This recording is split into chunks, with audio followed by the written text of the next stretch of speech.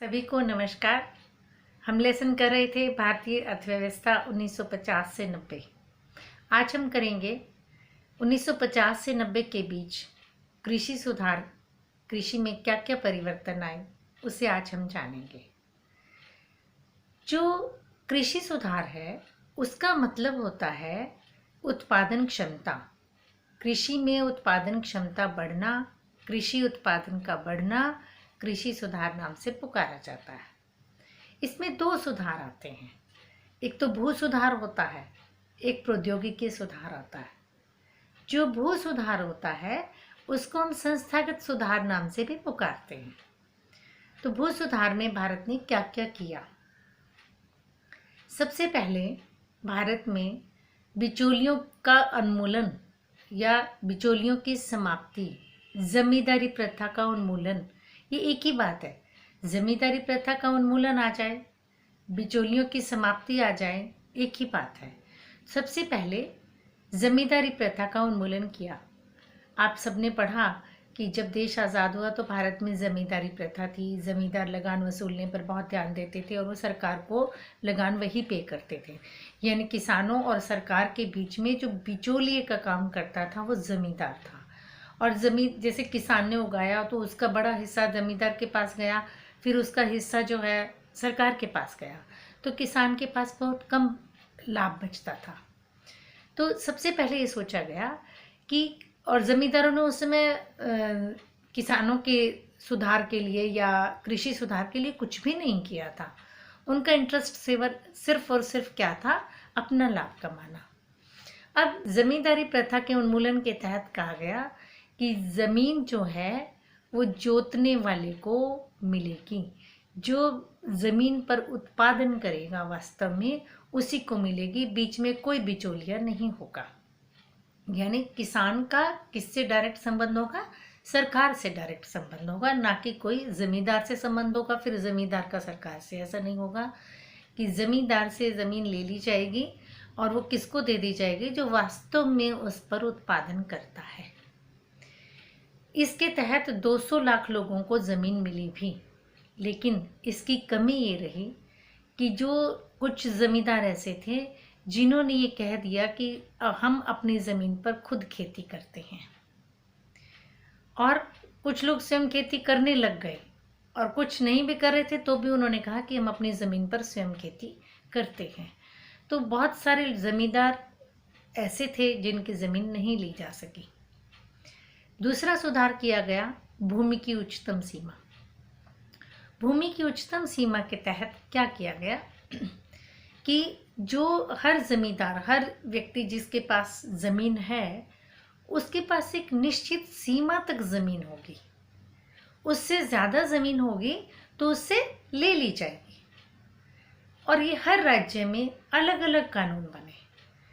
जहाँ पर कम उपजाऊपन वाली क्षमता की भूमि है वहाँ ज़्यादा ज़मीन होगी, और जहाँ बहुत उपजाऊ भूमि है वहाँ कम ज़मीन की लिमिट रखी गई।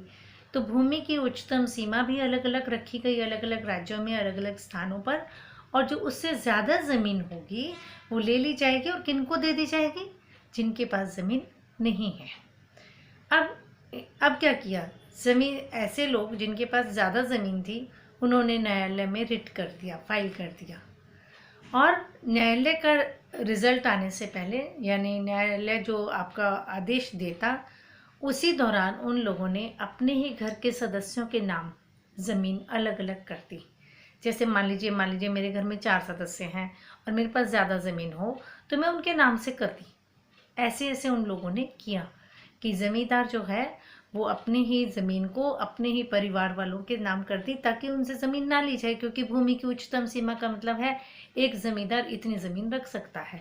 तो 4 में, 6 में, 10 में जितने भी परिवार के सदस्य थे उनमें उन्होंने बांट दी। अब इससे भी क्या नुकसान हुआ कि जो ज़मीन ली जानी चाहिए थी सरकार के द्वारा वो नहीं पूरी ली जा सकी और वो किसानों तक नहीं पहुंच पाई। कोशिश की गई, लेकिन कुछ सरकारों ने बहुत प्रतिबद्धता से भी काम किया। जैसे केरल की सरकार है, पश्चिमी बंगाल की सरकार है, वहाँ पर इस नीति को बहुत दिल से, प्रतिबद्धता से काम किया गया और काफ़ी किसानों को इससे लाभ भी हुआ।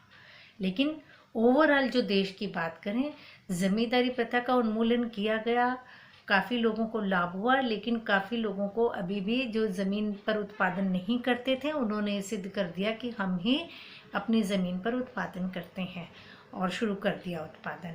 और दूसरा, भूमि की उच्चतम सीमा में ये आया कि वो न्यायालय का दरवाज़ा खटखटा लिया उन्होंने, और जब तक उनका परिणाम आता, उसके निर्णय आता न्यायालय का, तब तक लोगों ने अपने ही नाम पर काफ़ी लोगों ने ज़मीन करा ली। इसीलिए दोनों उपायों से जो ज़मीन आई वो उतनी नहीं आ पाई जितनी आ सकती थी, है ना। बहुत कम ज़मीन पहुँची जो किसानों तक दी जा सके। कुछ स्थानों पर चकबंदी भी की गई। चकबंदी का मतलब है भूमि के छोटे छोटे टुकड़े अलग अलग स्थानों पर हैं, उनको एक ही जगह पे दे दिया जाए। तो ये आपके सिलेबस में चकबंदी नहीं दिया हुआ, आपके सिलेबस में भूमि की उच्चतम सीमा और बिचौलियों की समाप्ति ये दिया है। सेकंड, प्रौद्योगिकी सुधार किए गए।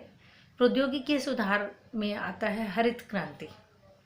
1960 के दशक में हमने पहली बार कीटनाशक दवाइयाँ, HYV के बीज और रासायनिक खाद का प्रयोग खेत में किया। कृषि उत्पादन तेजी से बढ़ा। 1967-68 में 1966-67 की अपेक्षा तेजी से वृद्धि हुई उत्पादन में। तो हरित क्रांति का वर्ष 1967-68 को हम कहते हैं, और इसे 1960 से 70 का दशक नाम से भी पुकारा जाता है, क्योंकि पहला चरण कब था हरित क्रांति का? 1960 से 70 का दशक, क्योंकि 1960 के दशक में हमने पहली बार HYV के बीज, कीटनाशक दवाइयाँ और रासायनिक खाद का प्रयोग किया था। और जब कृषि उत्पादन में तेजी से वृद्धि हुई तो इसका नाम हमने दिया हरित क्रांति। सबसे पहले हरित क्रांति गेहूं के लिए आई, क्योंकि इसमें बीज, खाद वगैरह महंगे थे, खरीदने पड़े, तो ये अमीर किसान इसको प्रयोग कर पाए। बहुत अमीर किसानों ने ही केवल इसका प्रयोग किया। उसके बावजूद भी भारत का कुल उत्पादन जो देखा गया वो तेज़ वृद्धि वाला पाया गया। टोटल उत्पादन तेजी से बढ़ा।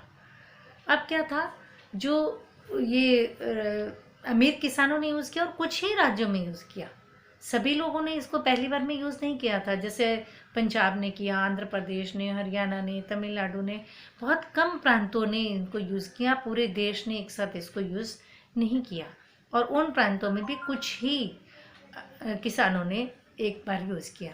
फिर जब लगा कि हाँ, इससे उत्पादन तेज़ी से बढ़ रहा है, तो मध्यम किसान भी इसमें शामिल हुए, और फिर गरीब किसानों को भी सरकार ने ऋण भी दिए, बैंकों से ऋण मिले उनको, ताकि वो लोग इनका प्रयोग कर पाएँ। सरकार ने सहायता भी दी, ये खाद के लिए, ऋणों पर छूट, ब्याज पर छूट, इन चीज़ों के उत्पादन करने के लिए कुछ छूट भी मिली।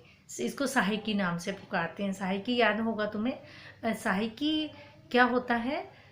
किसी वस्तु के उत्पादन की कीमत गिरानी हो, कीमत किसी वस्तु की, और सरकार उतनी कीमत में सहायता देते तो उसे सहायकी कहते हैं। जैसे कोई वस्तु 10 रुपए में तैयार हुई और सरकार चाहती है कि आपको 8 रुपए की मिले, तो सरकार 2 रुपए खुद देगी। तो ये 2 रुपए क्या दिया सरकार ने? सहायकी दी। इसको सब्सिडी, अनुदान, छूट, सहायकी, इन नामों से पुकारा जाता है। तो भारत में क्या क्या हुआ? आज़ादी के बाद कृषि में क्या क्या हुआ? जमींदारी प्रथा का उन्मूलन हुआ, भूमि की उच्चतम सीमा लागू हुई, प्रौद्योगिकी में सुधार किया गया, तो इसे हरित क्रांति नाम से पुकारा गया। क्लियर?